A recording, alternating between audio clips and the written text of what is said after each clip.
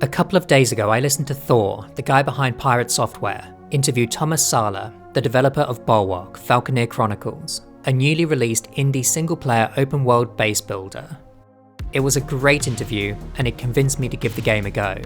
This video is simply me highlighting some of the things that I've really enjoyed about the game so far, and to say thank you to Tomas for the intriguing world he's given me to explore.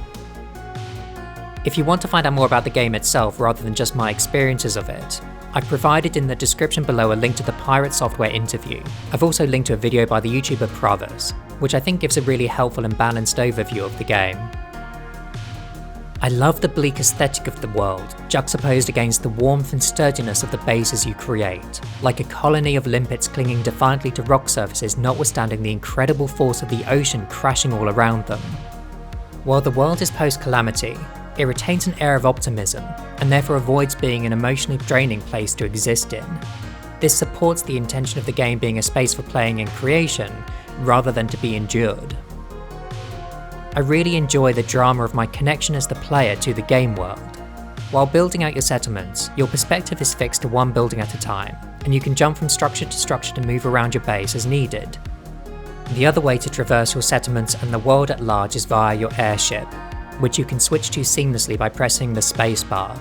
Tomas spoke during the Pirate Software interview about how he didn't want to orphan the player in the world as a camera, choosing instead to give the player an airship to explore in. I think this is a brilliant idea, and I can attest to its effectiveness in enhancing immersion. After spending a little time getting to grips with my base, my attention was drawn to the ominously named Rift scored across the map.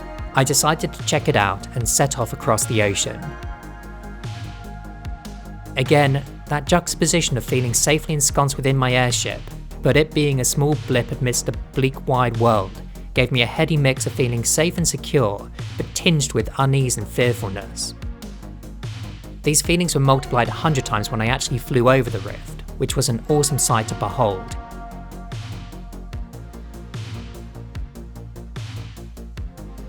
I felt a physical sense of relief when I finally made my way back from my adventures to the sanctuary of my base. The controls are unique and highly intuitive, and the UI refreshingly sparse despite the complexity of the settlements you can create, especially as I tend to have limited bandwidth in my downtime from work to learn new game systems and user interfaces. There was no sense of having to fight to comprehend the interface. Everything I wanted to do felt easy and straightforward after only a short period of time with the game.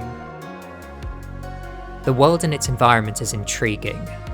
While the gameplay feels cozy casual, given how effortlessly you can create a sprawling network of bases, the happenings of the wider world continue to exert a strong presence and beg to be explored. I'm thinking particularly of that rift again. What is it, and where did it come from, and what might it mean for me in the future?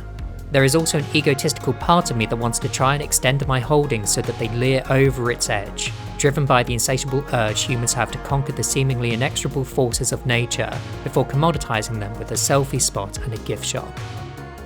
Anyway, it's still early days for me, with lots left to explore, and I'm excited to continue playing. Again, this video is simply a way for me to tell Tomas that I think his game is incredibly cool, and to thank him for the enjoyable hours I've spent with it so far.